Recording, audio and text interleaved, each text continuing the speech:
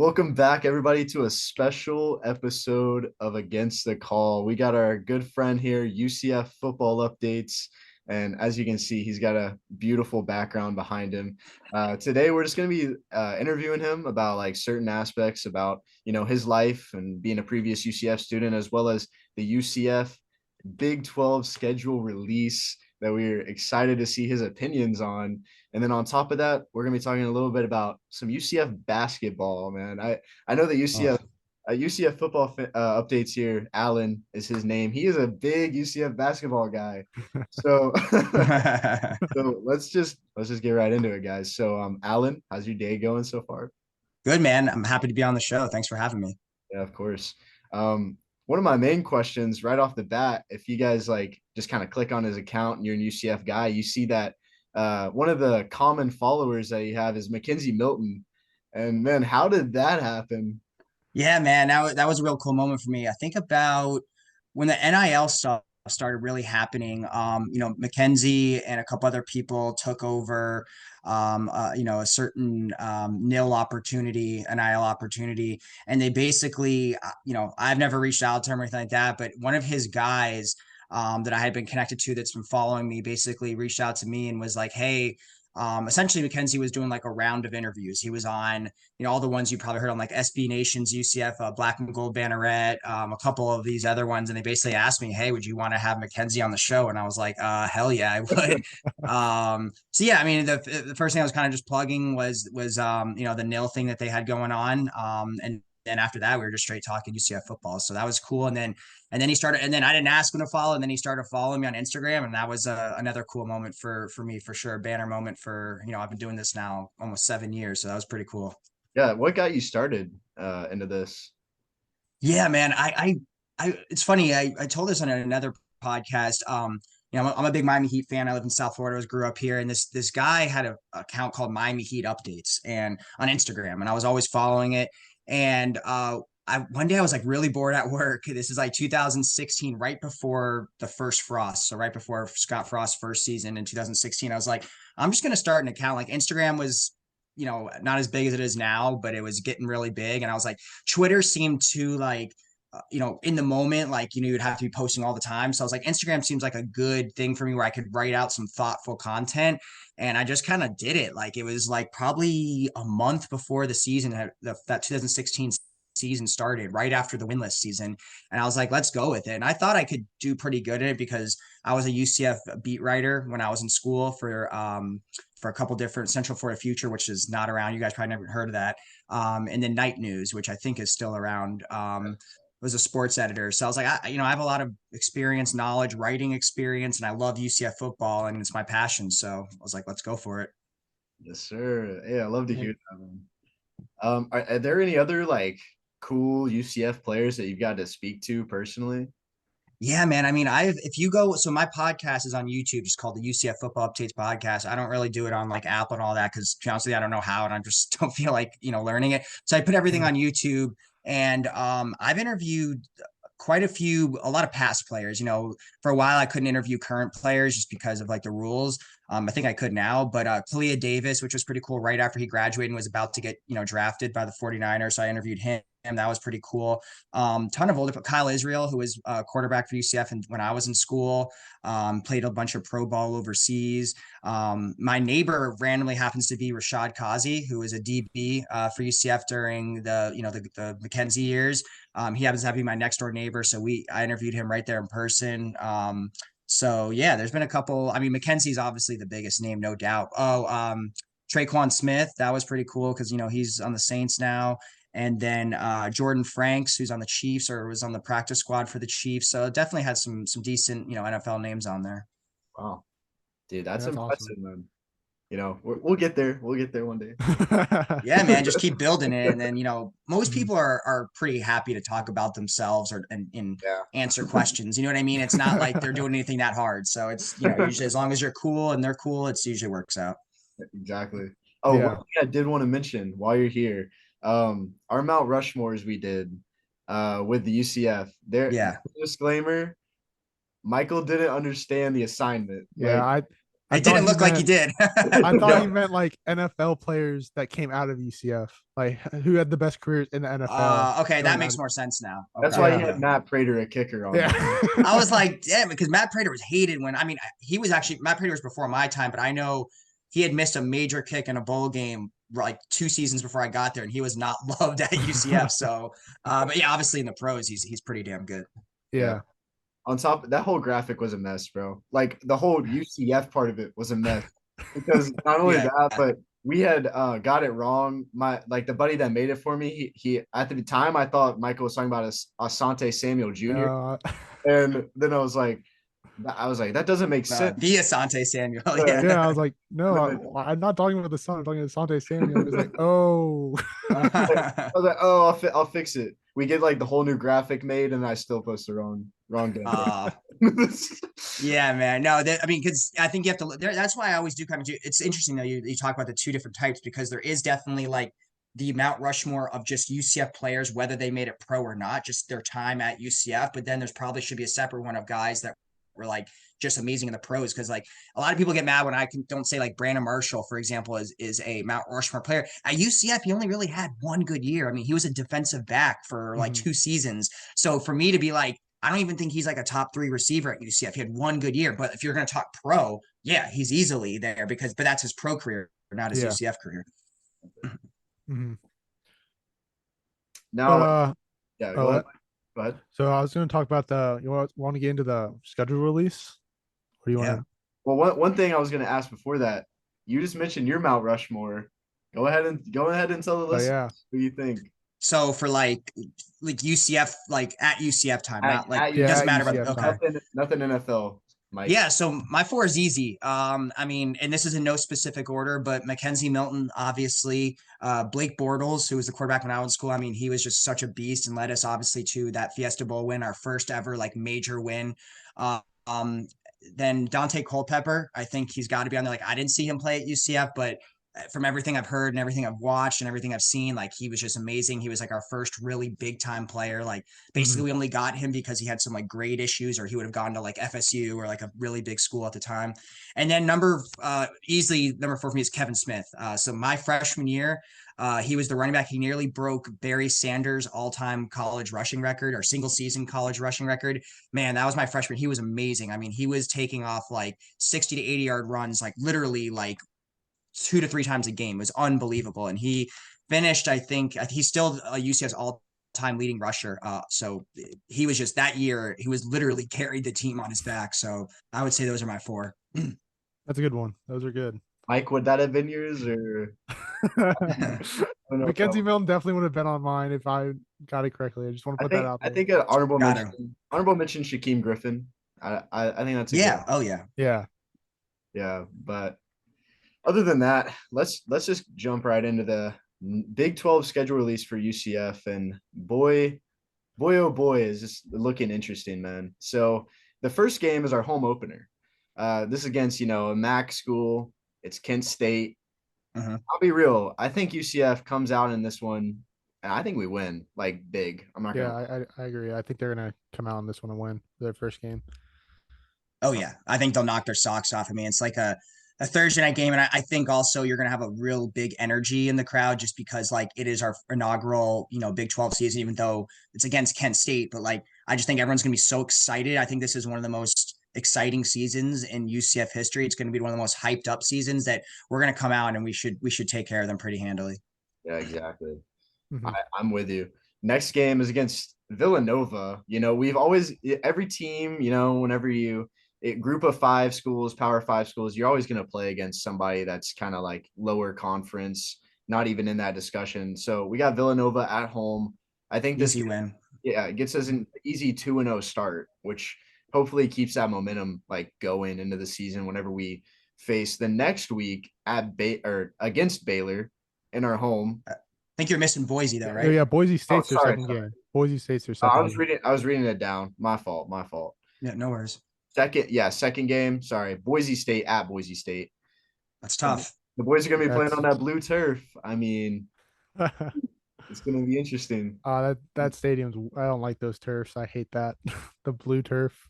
I feel like every Yeah. season Boise State kind of they always have something going. Like they're always kind of like squeaking into a bowl game somehow. I don't think last season they did, but we'll see. It's going to be tough though. I always said this, before UCF ever got into Big 12, I always said like before we become the next Bama or Clemson or whatever, like we should become like Boise. I mean, they pretty much get 10 wins every single year. I know they've had some down years recently, but like in general, Boise is tough, and we beat them in Gus's first year at home. I mean, they're going to be wanting revenge, so I don't love that game on the road. Like I could very much see us losing that game. I don't think we will. I hope we don't, but it's not. That's by no means an easy game. We could easily start 2-1, in non-conference play before we start the Big 12, but we'll see.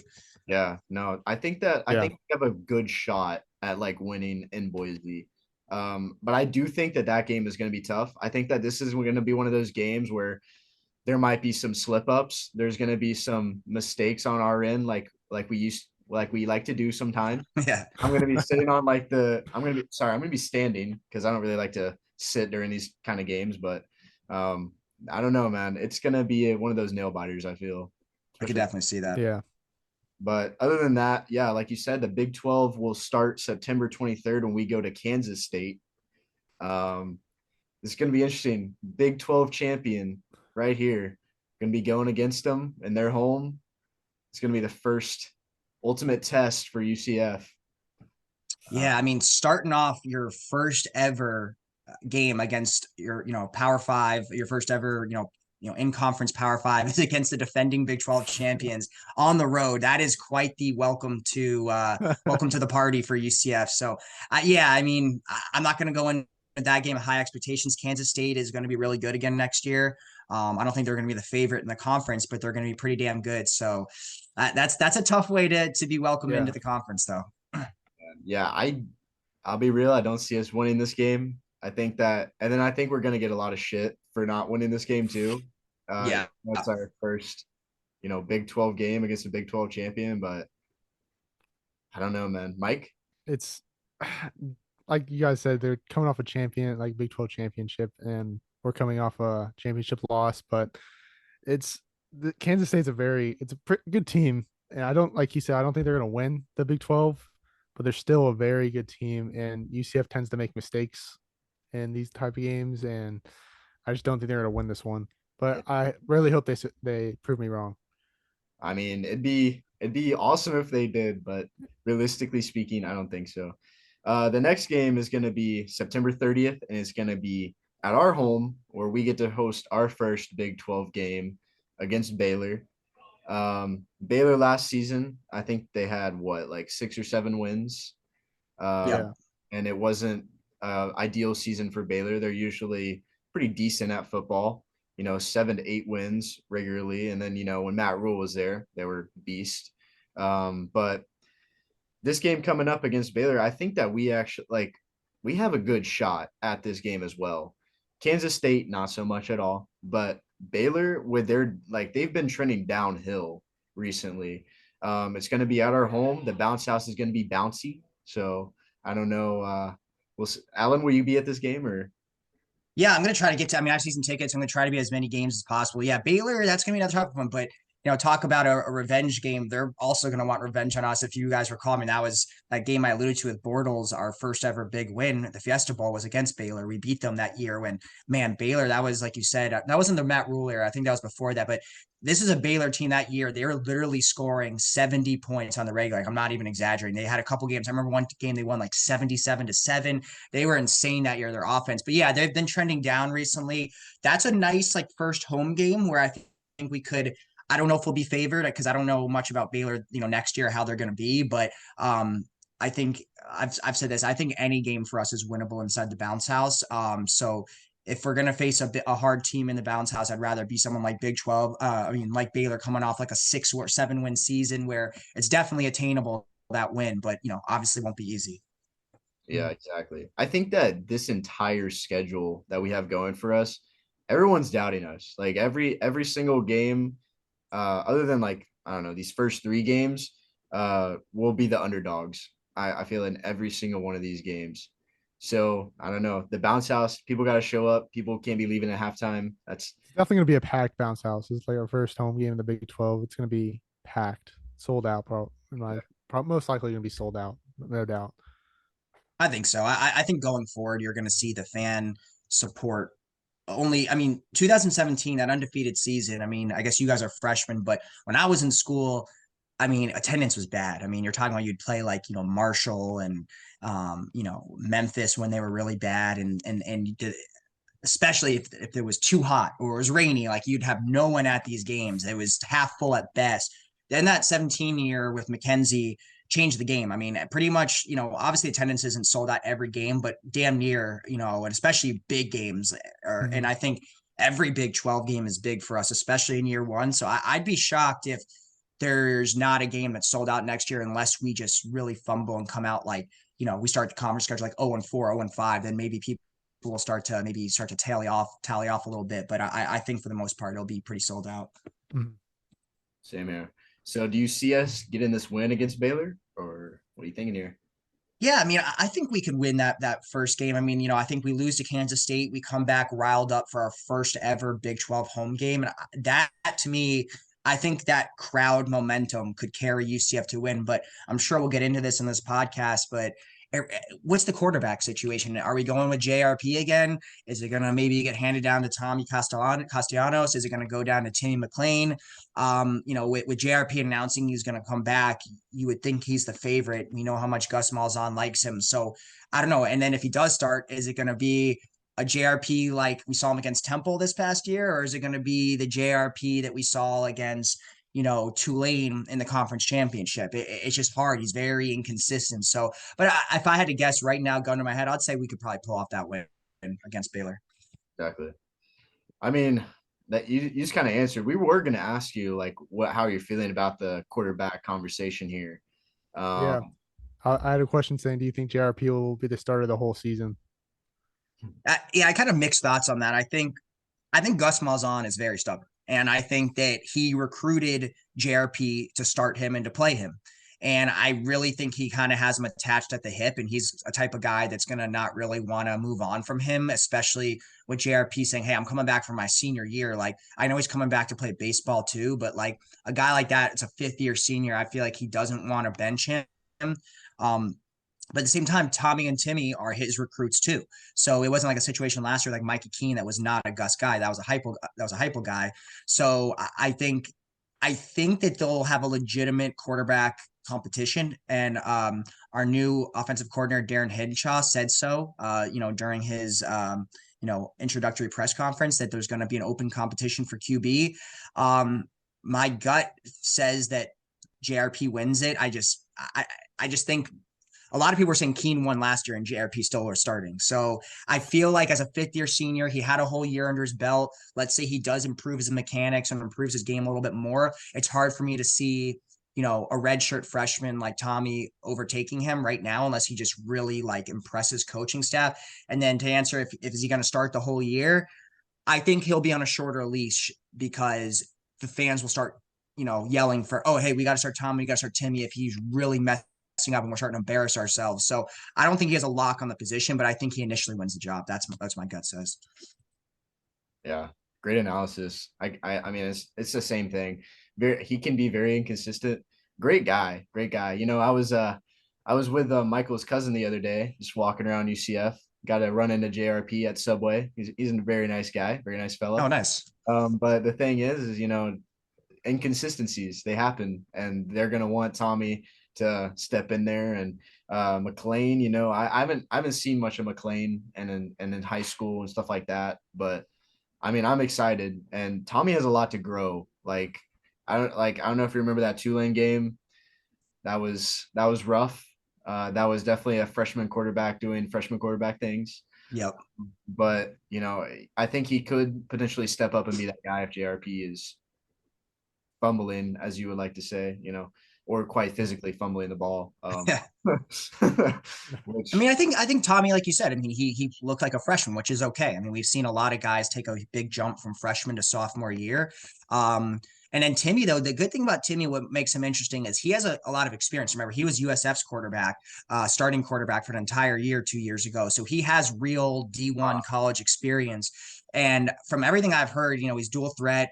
I heard the coaching staff really likes him. He played really well on the scout team for us this past year. So I think he does have a good shot at doing it. And I love that he already has experience where Tommy just has kind of like the whatever he played in garbage time, besides like you alluded to the Tulane game where he was just thrown into the fire. So I don't know. It's gonna be interesting. We have a true, I think, three-way battle this year for QB1. Mm-hmm. Which is really good for us. And we need that QB1 for the future.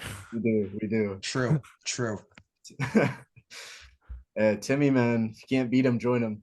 I love to see it.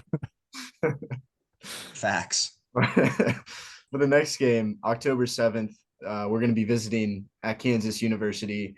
And the interesting thing is with Kansas, they actually have a full roster for the first time in like 20-something years, I read the other day.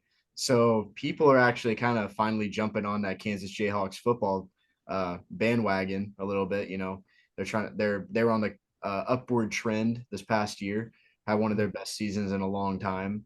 They're like 6-7, somewhere on that. Yeah, the Manitoba Bowl game. Yeah. And at the beginning of the year, they were undefeated for 3 or 4 games, and they were actually talks of making it all the way to the Big 12 championship, but obviously things went downhill. They're a basketball school, whatever. I still think that we could win this game. Alan? Yeah, I mean, it's a good point. I mean, they started out the season real hot. They were 5-0. I remember they actually beat Houston, because Houston's in our conference, and obviously now we're all in the Big 12 together. But they started out 5-0, and then I remember they had a narrow loss to TCU, who obviously ended up going to the national championship. And then after that TCU loss, it all kind of came tumbling down. I think for the rest of the year, I think they only ended up winning one more game because, like you said, they had 6 wins, so they ended up losing 7 out of their last 8 or 6 out of their last 7, whatever it was. And then they lost their bowl game and on a real tight one. I think they went into like triple overtime, if I recall correctly. So, I think you're right. They're on the upswing, but in that game you said is on the road, or is that at home? That's on the road. That's on the road. So look, I mean, I would still consider Kansas on the upswing, but I would consider they're probably more of a bottom tier Big 12 team. And I think those are the games we need to get those, rack up those wins, right?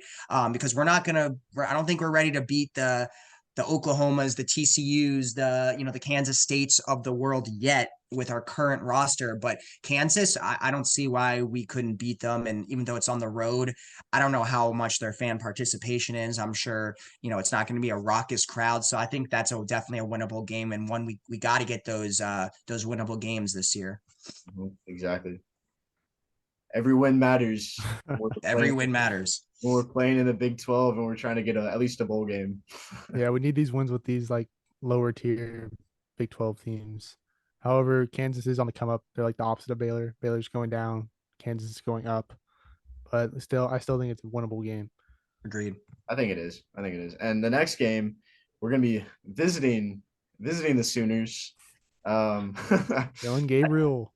Yeah, let's go. Dylan Gabriel, man. A little bit of salt there. I'm not gonna lie, but at the time for Dylan, he made that decision. He wanted to get more playing time on a bigger squad, bigger name, trying to make his draft stock go up a little bit. And he played, very, very good at Oklahoma this past season, despite what their record shows. They lost to a Florida team. That's just a little cherry on the whipped cream for him. But UCF's gonna be visiting him, and we're not winning this game, in my opinion. Yeah, that's a tough one. But when the Big 12 schedule got released, I was so pumped up that we were playing Oklahoma. Like, obviously, I'd rather play them in Orlando than Norman. But when I saw that, I was like, that is so sweet that, Dylan Gabriel, who left with a lot of negativity. The fans, clearly UCF fans do not like Dylan Gabriel. It's not like a Mackenzie Milton thing where we all loved him even after he transferred to Florida State. Dylan Gabriel is not loved here.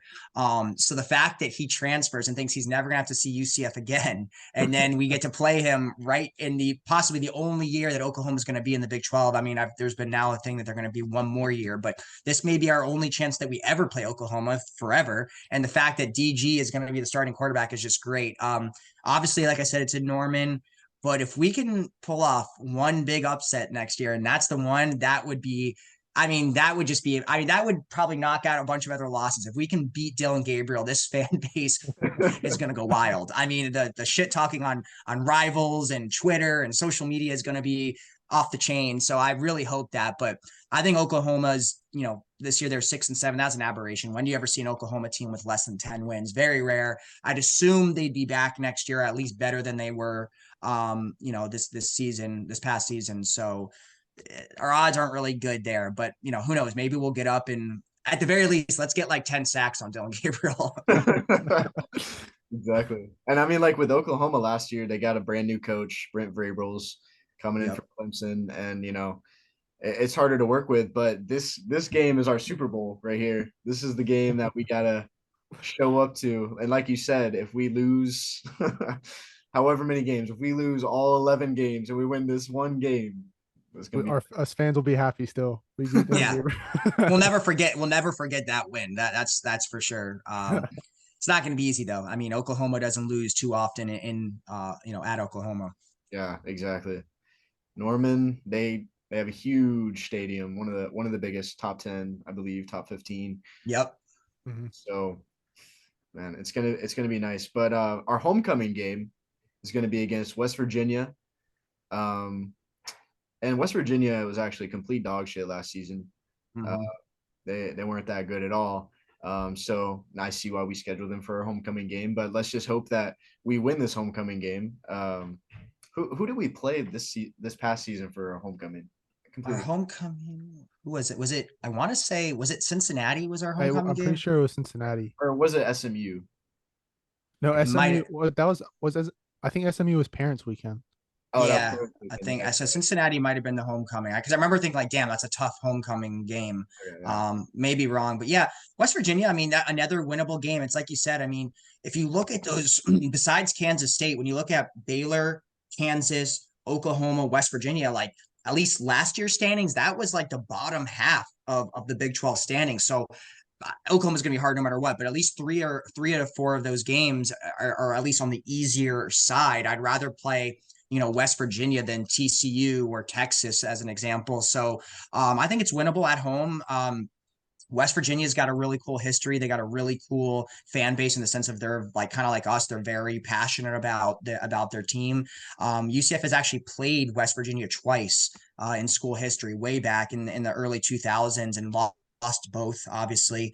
But I don't see why this is not a winnable game at the Bounce House. Like I said, like in my personal opinion, I think any team, I don't care if it's Alabama or an FCS school, we could win any game at the Bounce House. Doesn't mean it will happen, but I think any game is winnable. I mean, I think our record in the last 5 years is something like 37-4 at the Bounce House over the past 3, 4, 5 years, whatever it is. So we don't lose too often at home. Wow. Yeah, I didn't even know that. Yeah, I definitely see this as a winnable game, especially at homecoming. It's gonna be another packed house. And yeah, I got UCF winning. I got UCF winning this game against the cousin lovers. I think we're gonna definitely do well. The next game, we get to meet our very good friends, the Bearcats, man. November 4th. It's gonna be back in Cincinnati. They can't handle us at the Bounce House, obviously, but obviously they'll be happy to be back in Cincinnati for sure. But man, this game's gonna be interesting. This, a rivalry renewed. This is probably going to be a rivalry that we continue to see past the USF phase. So, yeah, Mike, your thoughts? Yeah, I think this is going to be our rival team now since USF's not in the picture. And Cincinnati's a very tough team. It was a very close game last year at the Bounce House. I was there. Wow, that was close. Great game. It's going to be in Cincinnati, and I kind of see Cincinnati winning this one. I could see why you said that. I've been to Cincinnati game 2 years in a row. I went to last year's game at the Bounce House, and then I went actually up to Cincinnati the year that they made the playoff, when they blew our socks off. Their fan base is cool though. I mean, they were all real like pretty cool. Their stadium is actually really legit. It's pretty cool. It held like over 50,000 people. When they're good, that's a tough place to win. Cincinnati, I would say is on the downtrend right now. Obviously, they lost Luke Fickell to Wisconsin. He was one of the best coaches in all of FBS. Losing him, and he took a lot of recruits with them. So I saw that they actually had the worst recruiting class by ranking in the Big 12 and the new Big 12. They've lost obviously a ton of guys to the pros over the past couple of years, Sauce Gardner and all those good guys that they had, Desmond Ritter. So they're kind of in a quarterback situation where I think Evan Prater's coming back, and they have another transfer where they're kind of similar to us. They don't have like a set amazing, surefire QB1. I do think it's a winnable game, but it is on the road. And that's another thing. Like, we know Cincinnati. We could beat Cincinnati. That's another one we got to win, right? They're someone we've been playing now for the past decade. Let's get that dub. I could see a loss, but I think that's more of a toss-up compared to like Kansas State on the road, where it feels like more of a sure loss. It's winnable because they don't have a good QB situation right now. They're obviously going to be breaking in a new coach in Scott Satterfield. So we'll see, but I think it's winnable, but it's not a lock. Yeah, I agree with him. The only thing is that like home field advantage. That's just about it. Other than that, like the downhill trend of Cincinnati, it's beautiful. I love to see it. It's gonna be fun to keep playing against them, but for sure it's a winnable game. I mean, I would kind of have it in a loss column just to be a little bit, conservative about it. But Fair. Yep. we'll see what happens this upcoming year. But Oklahoma State is going to be visiting us. It's going to be a home game. Oklahoma State had a fairly well season last year, and actually the past 2 to 3 years they have been always kind of pushing for a playoff spot and always coming short. So this team, what's the head coach's name? Mike Gundy. Yeah, Mike Gundy. Yeah, he's been there forever now, and he's built a very, very fairly well program. They always get their bowl games. They're always competing. So, oh boy, I don't know. I see this as a loss. I'm not going to lie to you guys. Oklahoma State, they're very good, and I think that they're I can't remember his name off the top of my tongue, but the running back for Oklahoma State, yeah, and dude's a beast. And UCF obviously can't control a run game half the time. I don't know if you remember that Navy game, but yes, things like that happen. So, anyways, Alan, your thoughts?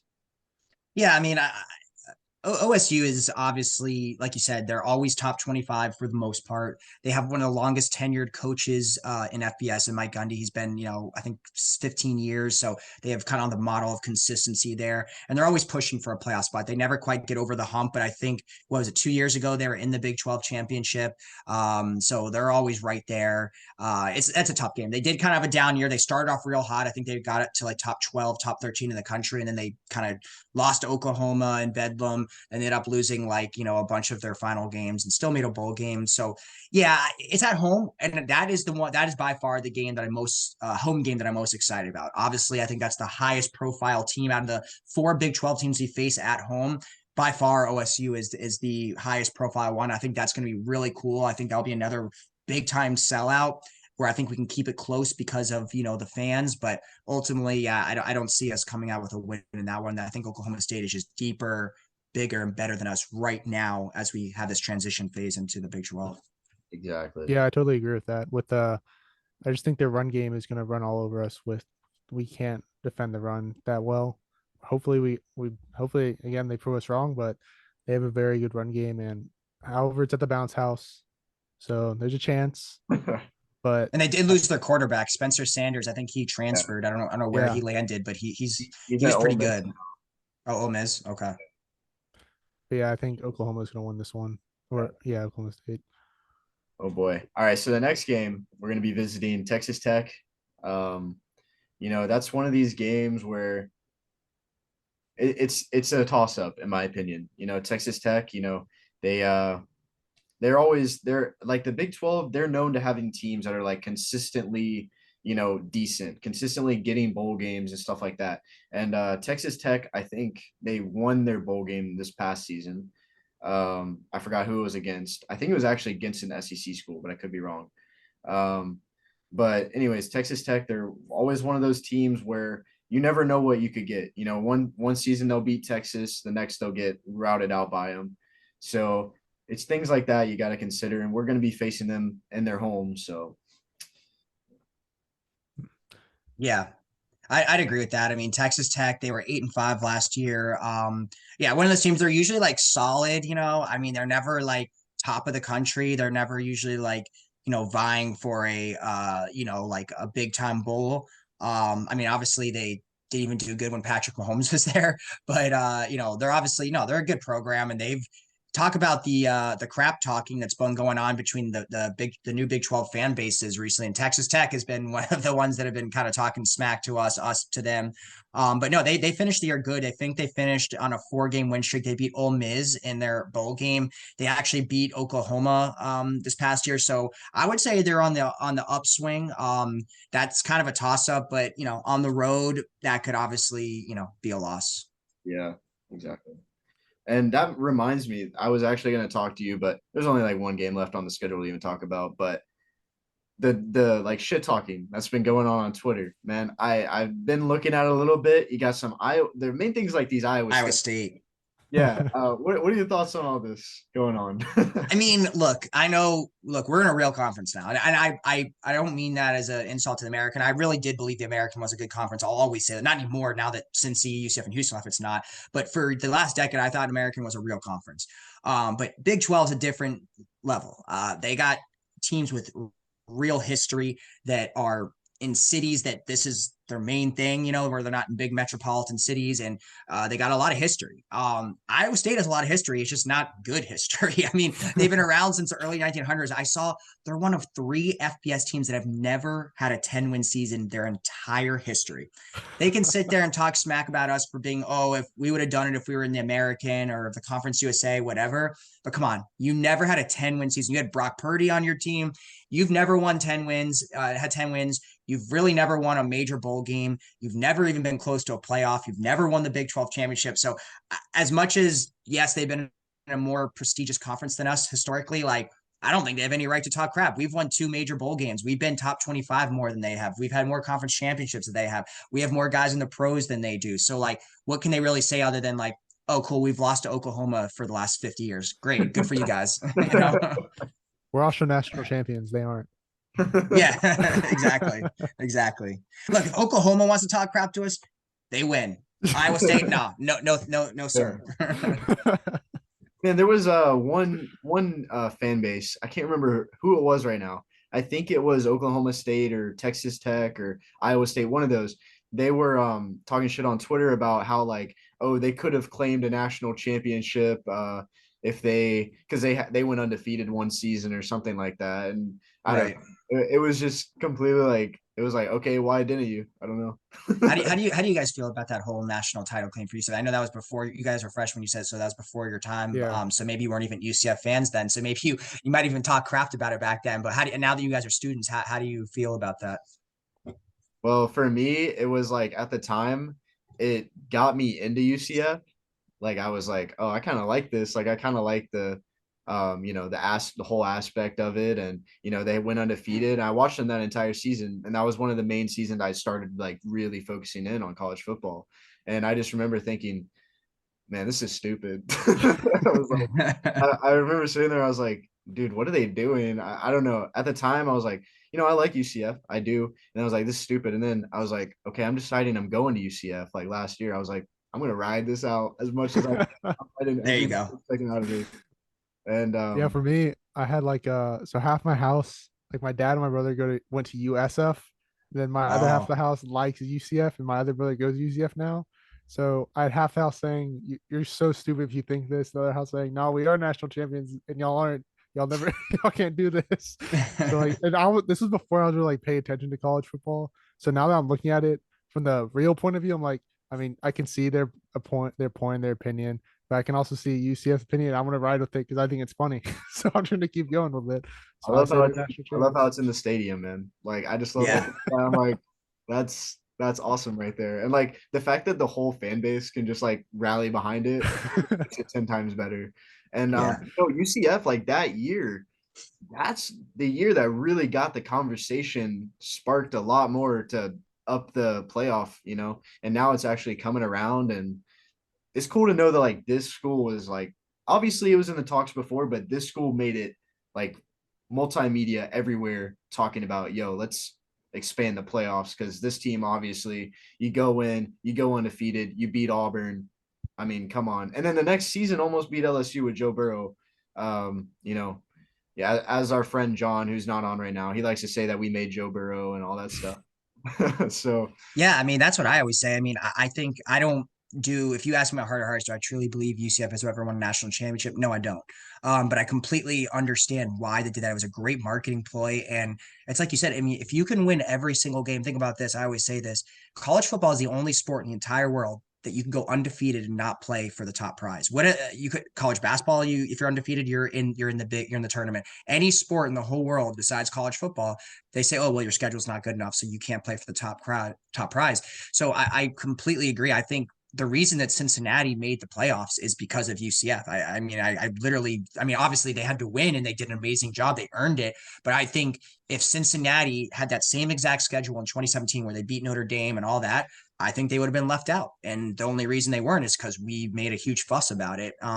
So I see why UCF did it, but I don't think we were national champs, but I do love what they did and how it changed college football. yeah, exactly. Like you said, marketing ploy, man. That's what gets UCF out there. Gets the word. I love to see it. I love the banners. 100%.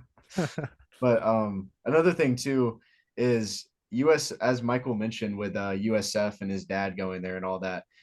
There's always this thing with I'm gonna really miss this about going into the Big 12 and not playing USF because USF they love to just they're a little brother because any little sliver of a win that they get they're able to like use it against you somehow. But like for instance, Michael's dad, he loves to just kind of talk to me about USF. He loves it. And USF beat us in basketball the other day, which we'll get into a little bit more. But boy, that's not hard to do. Especially at the time it happened, we had a way better record. We had like 5 or 6 more wins at the time, and it's just like, man, I'm gonna miss the USF UCF rivalry. What about you, Alan? Like, what are your thoughts on that? Yeah, I don't know if you ever see it on my page, but I usually get a little backlash for this. Is I say I think it's a huge mistake to end that rivalry. Look, one of the things that makes college football so cool and why it's my favorite sport is the pageantry, the traditions, and one of those traditions is rivalries, and that started getting stripped away by all of this conference realignment stuff. But USF is our only true rivalry. And what do I mean by that? Yeah, since he's a rival, maybe Houston's a rival, but I'm talking about proximity, right? It's an hour away. Shared experiences. We've had a ton of amazing games against each other. And then there's true hatred between the fan bases. It has a name, War on I-4. We play on rivalry weekend, the last game of the year. No, you can't fabricate that and you can't replicate that. Maybe it can grow organically over time, but you can't just sit there and be like, oh, Houston or Cincy, they're a rival now. Yeah, there's some mutual bad blood between the fan base, but nothing like USF. I don't care if we were 0-11, USF is 0-11. When we face that final weekend, it feels like it means something. There's stakes.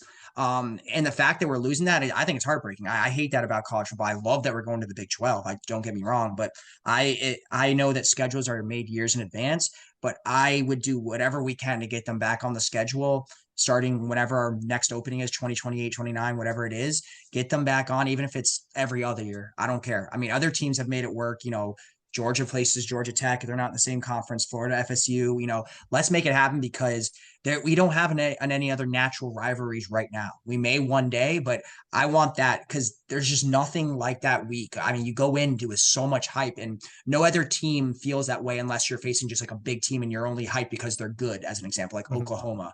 USF, I don't care what their record is. I don't care what our record is. It's an awesome game. So I think it's a huge mistake, and I hope we can get them back as a rivalry. Yeah, And it's always a close game every year. Every yeah, time it's always a close game. And that's what happens. You throw records out the window when you're facing your rival because anything could happen. Mhm. yeah, man. Throw records out the window, Mike. That's what I'm saying.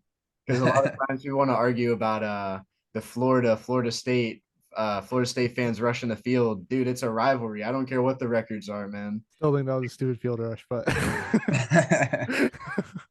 People I get mean, excited when you beat your rival. That's just how it yeah, goes down. yeah, yeah. exactly. But that's the thing, man. I like you said, like we have to schedule them in advance, and there's also contracts to go into that. Contractually, like Georgia Tech, they always have to renew that. Uh-huh. So I don't know. It's going to be up to like the fans on both ends for the most part like pushing for that, because who knows if UCF, like now that they're in the Big 12, they'll just be like, okay, whatever. USF, that's a Group 5 school. At least with like Georgia Tech and FSU, those are Power 5. So you got to look into that. Like, hey, we're still rivals. Like, no matter the like Group 5, Power 5, doesn't matter. Let's schedule them. And the fact that we might have to wait like until 2028, 2029, that's sad. Like for sure. Hopefully we can get them on like our basketball schedules again, stuff like that. And Yeah, also, start there. Start like with basketball, baseball, because you mentioned like people say like one of the big arguments is like, oh, we don't want to get like we're Power Five now. We don't want to give them a national spotlight. What happens if they beat us? Recruits will see it. I always think that's the dumbest thing. I'm like, all right, so in a hypothetical scenario, USF beats us one year. What all of a sudden all these UCF recruits are like, you know what? I don't want to go to the Big 12. I'm just going to go to the American because of one win. Like, who think, like, I don't think I know they're 18 years old. I don't think no one thinks that way, though. So, whatever, we lose, we lose. It happens. Like, I don't think, like, when App State beat Michigan, whatever that was a year back, everyone's like, oh, I'm decommitting from Michigan and going to App State. Like, you know what I mean? Like, yeah. it's stupid. So, whatever. They beat us one year, they beat us. It is what it is. You're going to lose sometimes. So, I would love to get that back. And it's a possibility building up until this time.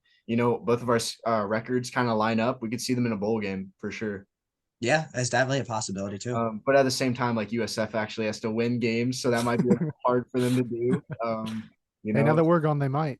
Now that we're gone, they'll have 2 wins. They should be winning that conference now. I mean, it should be between like them, Memphis, Tulane. SMU, Tulane. Like, there's no excuse to USF. USF being in Florida should be running that conference, but they're poorly run and won't be able to. But there really isn't much of an excuse for them anymore.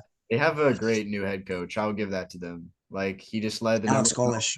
yeah, he just led the #1 offense in the nation. And I'm a Tennessee fan, so obviously I'm gonna back him up. And being a Tennessee fan is great, and a UCF fan because we both got Heupel. So I don't know. That's awesome.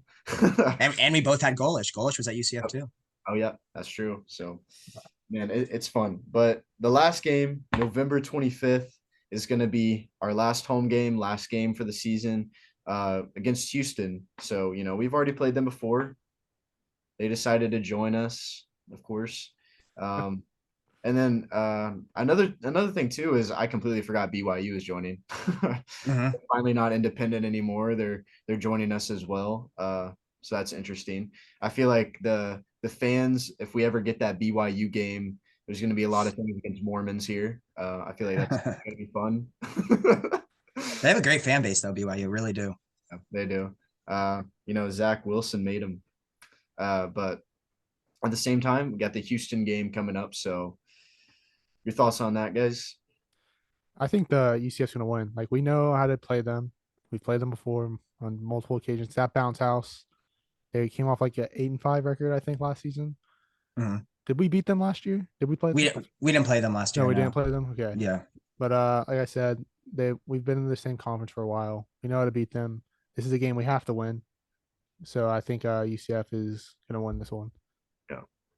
Yeah, I mean that is definitely a winnable game. I mean they were didn't meet their expectations last year. I mean, they were coming off a really good year the year before under Dana Holgerson, who it's funny enough was the West Virginia coach, and now he's back in the Big 12 with Houston. We haven't played them since 2020. We spanked them pretty bad in that pandemic shortened season. We have a pretty long history with Houston. We had them in the American with us and in Conference USA. I'm pretty sure we have a winning record against them all time. And but yeah, I think that's a winnable game. They really went under expectations this year. I think this year they were really actually projected to win the American, them or Cincy. No one expected really Tulane to come in and take that, but Houston kind of, they had an okay year, but it wasn't what, people were expecting. They did have a good recruiting class though. Houston, they got some good transfers, actually stole one of our DB transfers from, what's his name?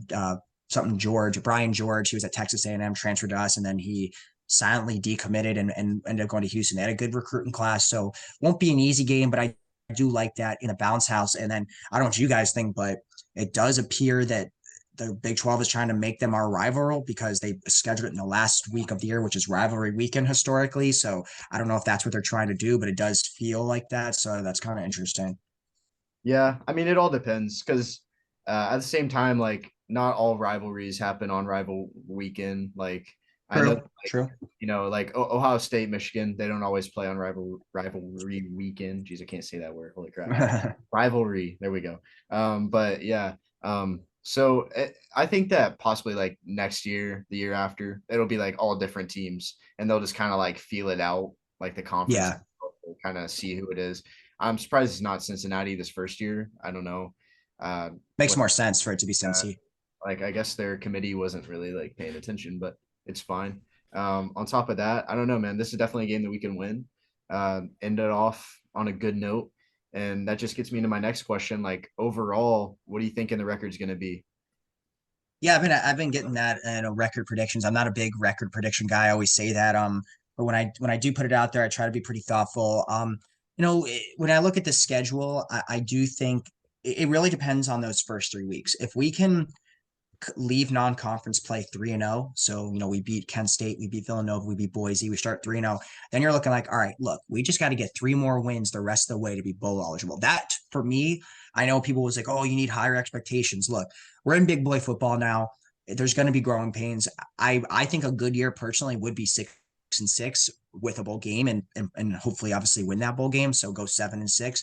But if I was to predict, I think 6-6 is what is going to happen. I see us losing most of those road games that we play in the Big 12 this year. And I think we're gonna snatch up some of those home. Like I think we can win 3 out of the 4 home games. In the conference schedule. So I'm gonna go 6-6 because I think there is like the West Virginia game, the Kansas game, the Baylor game are all winnable. And then where you feel like there's some sure losses in there, like Kansas State, Oklahoma, maybe Texas Tech on the road. So I'm gonna go 6-6. Perfect. Yeah, like you said, that's going to be a good season if we get 6 wins in a bowl. Like, there's some UCF fans like we're not going to be like these past few years have been great, at least 9 wins these past few years. Right. And like on top of that, you like you said, we're playing big boy football now. So like you got to be more optimistic. You got to realize that we're entering into a new territory where it's not going to be handed to us like us playing like who like I don't even know off the top of my head. And USF. Memphis, Like USF, yeah, USF for yeah. sure. Like it's Maine not historically. exactly. It's not going to be like that. I mean, as a optimistic fan, at the same time, you got to be realistic. And 6-6 is like where we should be and where we like need to be to have a good season. Great season would be like 7 or 8 wins. Yeah, Yeah. maybe it's like you would feel better. It's like we get to 6-6, but one of those wins is like a huge upset. Like we beat Oklahoma, for example, or we beat Oklahoma State, where it's like, all right, maybe we only got 6 wins, but 1 or 2 of them were massive upsets where we were underdogs and we pulled off a massive win against maybe like a ranked team, for example. And I think that would be pretty cool too. I think another thing is we overall win as long as Cincinnati and the other guys that joined us do worse than us. That's a good point. If we're the best of the newcomers, the heat is kind of taken off of us. It's like, Mhm. hey, we outperform Houston, we outperform BYU, we outperform Cincy. We look good. I don't think Cincy's doing that good going into the. I mean, I haven't seen their full schedule, but I just know that with the way things have been going for them recently, I don't. Man, I I don't agree. I know. agree. Michael, your thoughts? You guys basically said it all. I think 6, maybe 7 wins, maybe if we get a couple upset or two. But I think we're gonna win all these first 3 games out of conference. But it's it's tricky with the new conference and these new teams, how we play them. So I'm gonna go more realistic and say six wins. Yeah. So I think it yeah. also comes down to that quarterback situation too. It's funny, like that first year we went into the American. I don't know if you guys recall this. It was a kind of a different conference that first year. It still had our first year in the American had Louisville and Rutgers in it still. So there's still some power teams or power team that are power teams now. And a lot of people didn't expect us to, win that conference that first year. And what did we do? We ended up going undefeated in the conference and winning the conference, obviously. So you never know. Obviously, I don't think that's happening in the Big 12. But I think the thing back then is we had Blake Bortles, whereas now it's like, who's going to be the quarterback? I think if we have some sort of crazy growth by JRP, he develops and he becomes a really good quarterback, or I don't know, Tommy or Timmy takes the position, runs with it.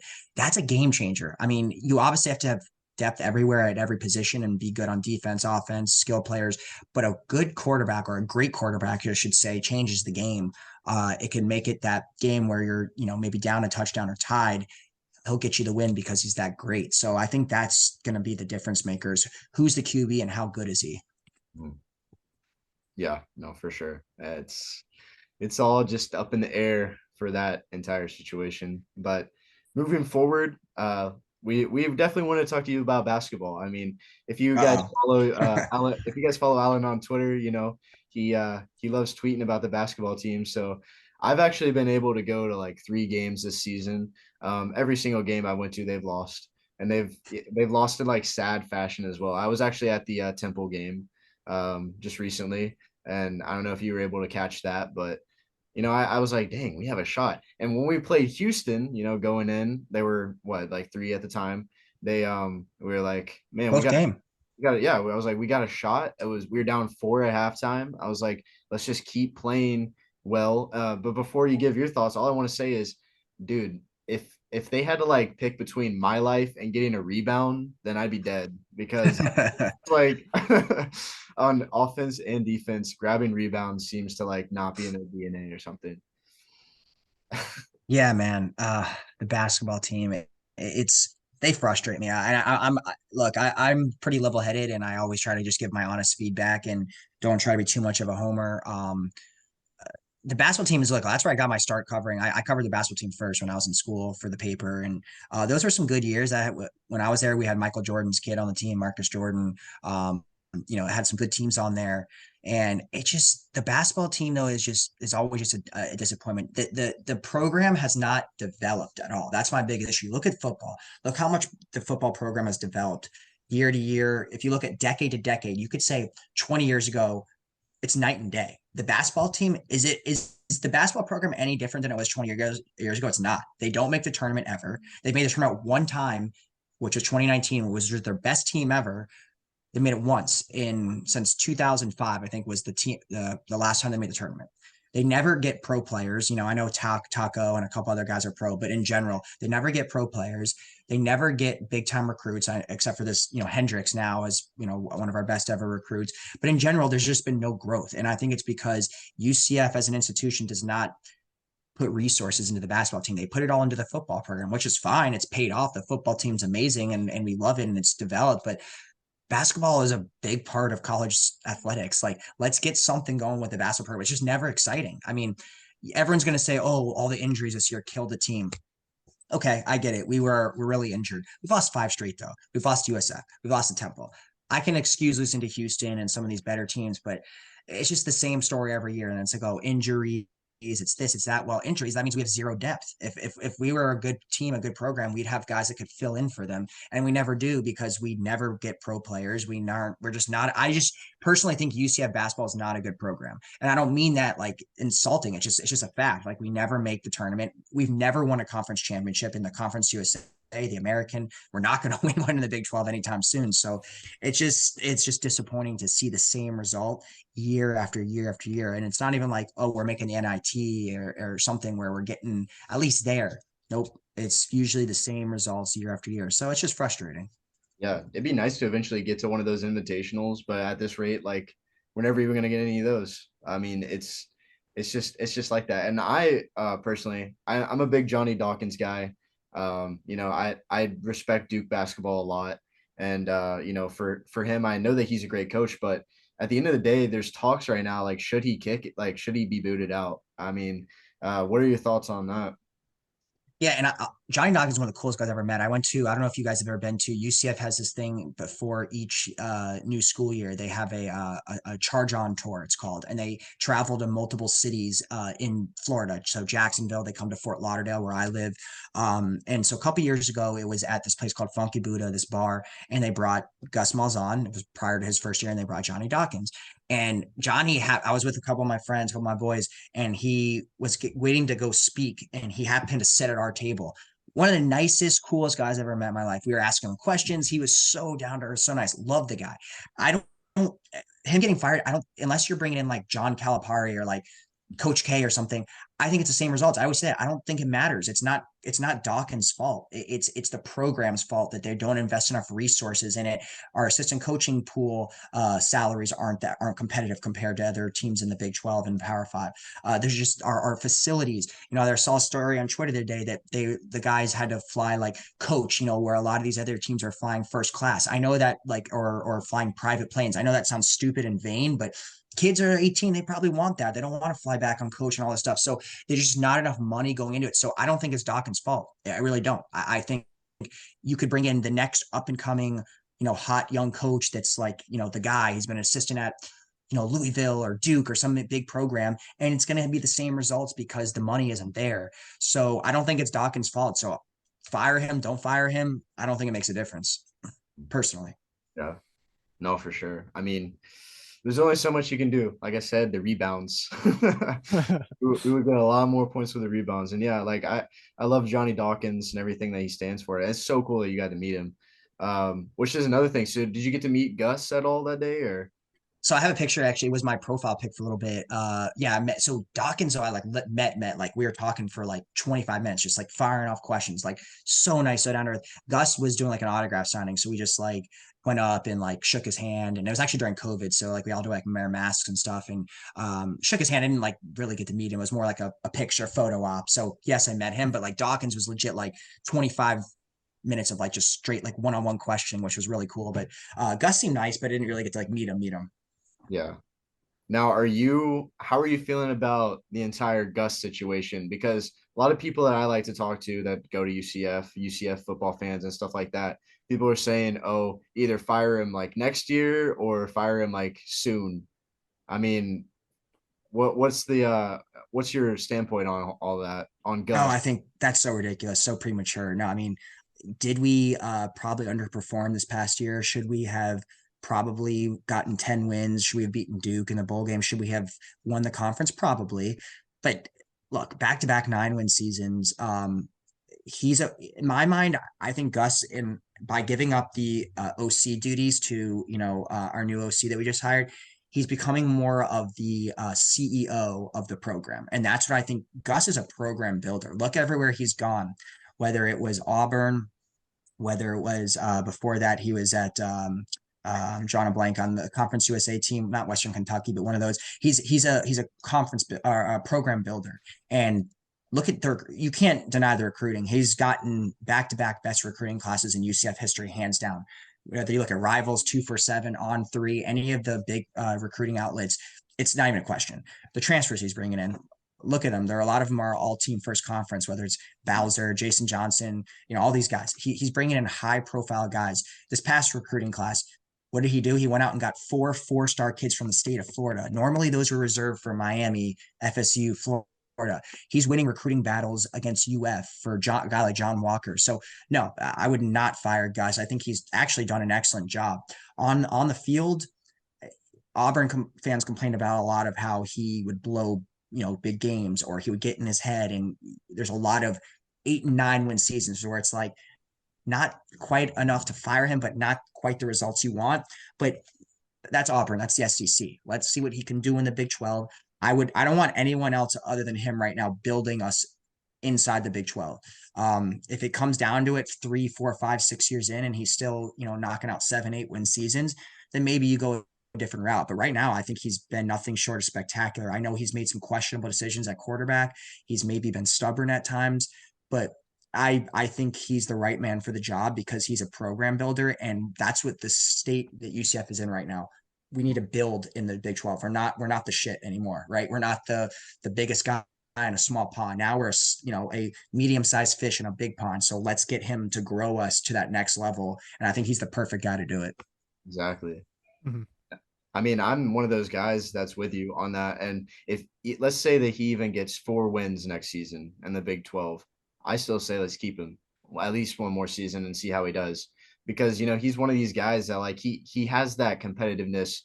The man won a national championship. Like Mhm. that should say enough in itself about like how he's a good coach. Now, do all coaches that win championships like in their careers on good notes? Not all the time. But at the same time, I feel like I kind of have this feeling that Gus is building this big program at UCF, and now he's back in a Power Five school in the Big 12. I feel like he kind of went Group of Five to kind of regain his stance as a head coach, and he's going to try his hardest eventually to get back to that SEC level. That's a personal opinion of mine. I don't know if it's obviously ever going to happen, but if he does end up doing super good in the Big 12 in these upcoming years, I think that he himself would leave. But that's just me. Yeah, it's a possibility. I think also what the things that fans do in college football, especially college football and NFL, is we're so quick to fire someone. The big thing I think that's even hurt UCF over the past, let's call it 6 years, is think about this. We've had 4 head coaches in the matter of 7 years between O'Leary, Frost, Heupel, and now Gus. And I know Heupel and Frost left us. They chose that, but that inconsistency hurt us, right? Because then you have recruits that leave. You have mixture of players where it's like I'm a Gus guy, I'm a Heupel guy, I'm a Frost guy, and there's chemistry issues. I want consistency. I want a coach that's going to get us an entire 4 years, freshman, sophomore, junior, senior, of all of his recruits. Right now, we're still mixed with Heupel, which isn't always a bad thing, but let's get I think it's such a big mistake always just firing and waiting for the next guy. Obviously, if he does a horrible job, he's sitting there going 1-11, 2-10 year after year, of course, but let's get him.